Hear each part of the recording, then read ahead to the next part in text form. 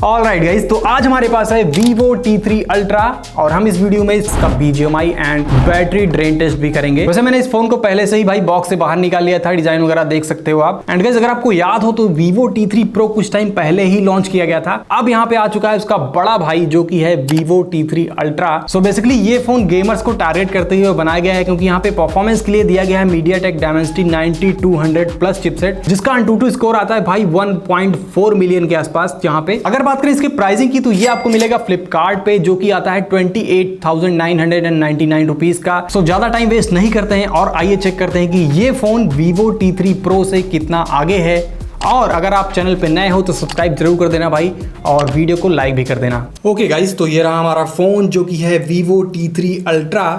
And guys, बात करते हैं इसके UI की। तो UI आप टिपिकल वही Vivo वाली यहाँ पे UI देखने को मिलती है। यहाँ पे काफ़ी सारे ब्लॉटवेयर्स डेफिनेटली आपको मिलेंगे भाई, जैसे कि V ऐप स्टोर है। यहाँ पे इसके अंदर काफ़ी सारे ऐप्स आपको देखने को मिल जाते हैं और तरह तरह के एड्स भी आते रहते हैं बीच बीच में। तो थोड़ा बहुत हाँ एनॉइंग है, लेकिन कुछ एप्लीकेशंस ऐसे भी हैं जिनको आप अनइंस्टॉल कर सकते हो डेफिनेटली। सो गेम स्टार्ट करने से पहले एक बार बैटरी चेक करेंगे हम लोग। यहाँ पे हमने इसको फुल चार्ज कर दिया है, 100% की बैटरी देखने को मिलती है फिलहाल।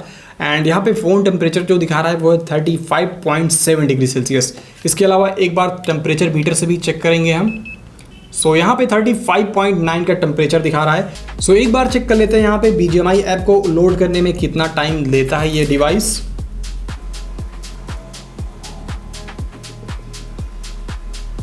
ओके, तो 27 सेकंड्स के अंदर इसने पूरा गेम को लोड कर दिया है। सो अब बात कर लेते हैं यहाँ पे सेटिंग्स की, क्या कुछ ग्राफिक्स यहाँ पे देखने को मिलते हैं आपको। तो अगर आप स्मूथ पे खेलते हो तो यहाँ पे 60 FPS का गेम प्ले देखने को मिलता है। इसके अलावा आप बैलेंस पे खेलोगे तब भी एक्सट्रीम का ऑप्शन देखने को मिलेगा। HDR तक यहाँ पे एक्सट्रीम चल जाता है। इसके अलावा अगर आप अल्ट्रा HDR भी खेलना चाहते हो तब भी यहाँ पे चल जाएगा बड़े आराम से। सो सबसे पहले हम यहाँ पे खेलने वाले हैं स्मूथ प्लस एक्सट्रीम पे।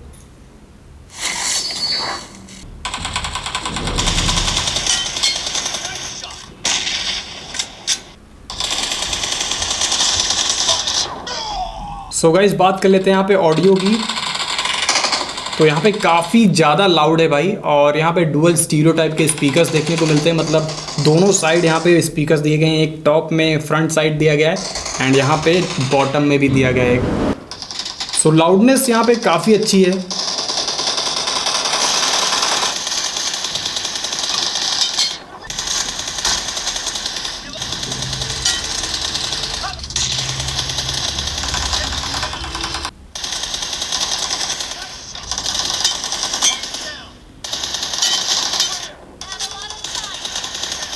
सो गाइस, एक TDM मैच हमने कंप्लीट कर लिया है। बात करते हैं इसके परफॉर्मेंस की, तो काफ़ी अच्छी परफॉर्मेंस रही अभी तक।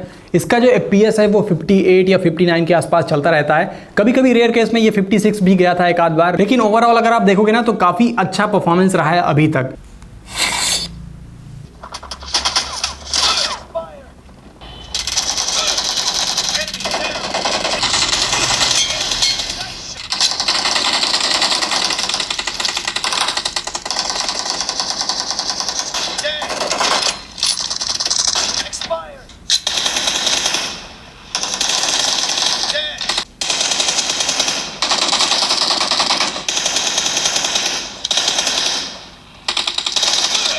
सो गाइस, बात कर लेते हैं जायरोस्कोप की। तो जायरोस्कोप काफ़ी ज़्यादा स्मूथ दिया गया है, चाहे आप ऑलवेज ऑन पर रखें या फिर स्कोप ऑन पे, काफ़ी अच्छे से काम करता है और बिल्कुल भी यहाँ पे जर्कनेस या डिले देखने को नहीं मिलता।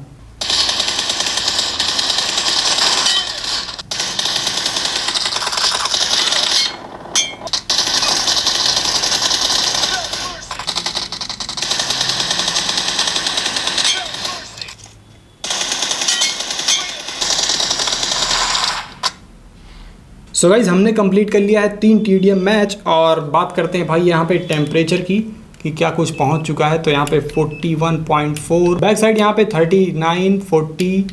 सो गाइज, अब हम यहाँ पे इरेंगल मैच को खेलने वाले हैं और इसकी भी सेटिंग हमने रखी है स्मूथ प्लस एक्सट्रीम पे। सो यहाँ पे जंप करते समय जो FPS था वो 51 तक आ चुका था। एंड यहाँ पे अब देखेंगे हम लैंड करते हुए कितना FPS पहुँचता है।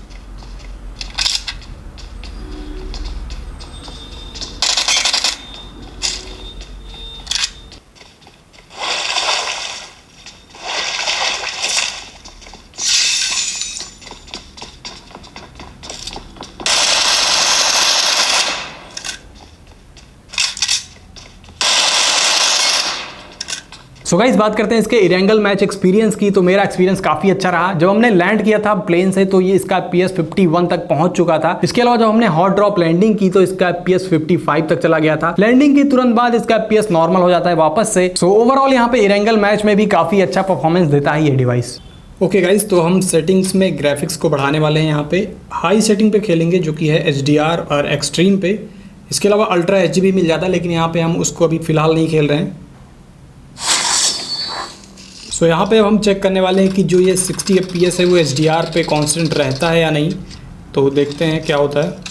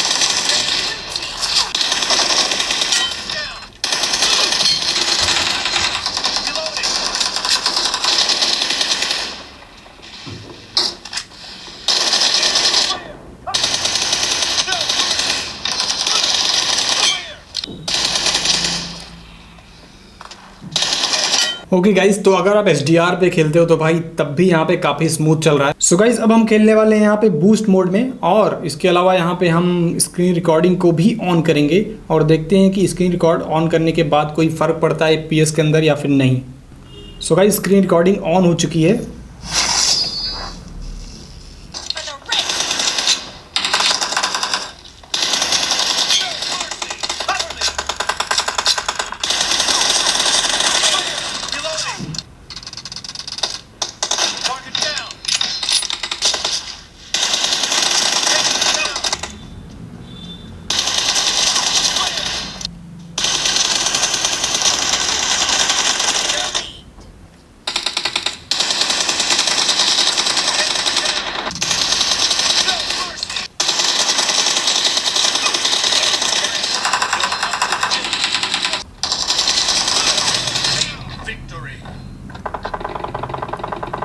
ऑल राइट गाइस, तो हमने इसको भी कंप्लीट कर लिया है फाइनली। और बात कर लेते हैं भाई टेम्परेचर की। तो बैक साइड से अगर आप देखोगे तो मैक्सिमम टेम्परेचर 44 डिग्री सेल्सियस। इसके अलावा फ्रंट से 45, 46। तो यहाँ पे मैक्सिमम टेम्परेचर इसका 46 पहुँच चुका है और मुझे फील भी हो रहा है यहाँ पे काफ़ी गर्म हो चुका है ये फ़ोन। सो गाइस यहाँ पे आप देख सकते हो 89% की बैटरी बची हुई है। जब हमने गेम को स्टार्ट किया था तो यहाँ पे 100% की पूरी फुल बैटरी थी। सो 48 मिनट्स के गेम प्ले के बाद यहाँ पे 11% की बैटरी ड्रॉप हुई है। सो यहाँ पे प्राइस के अकॉर्डिंग अगर आप देखोगे तो 90 FPS का सपोर्ट मिलता तो ज़्यादा अच्छी बात होती, बट अगर आप 60 FPS का गेम प्ले करते हो तो काफ़ी स्मूथ चलने वाला है ये डिवाइस और कोई भी लैग, कोई भी फ्रेम ड्रॉप देखने को नहीं मिलता है। अगर आपको इस फोन का कंपैरिजन किसी और फोन के साथ में देखना है तो भाई कमेंट सेक्शन में बता सकते हो। बाकी अगर आप टेक रेजर पे नए हो तो सब्सक्राइब किए बिना मत जाना, और मैं आपसे मिलता हूं अगले वीडियो में। Bye bye.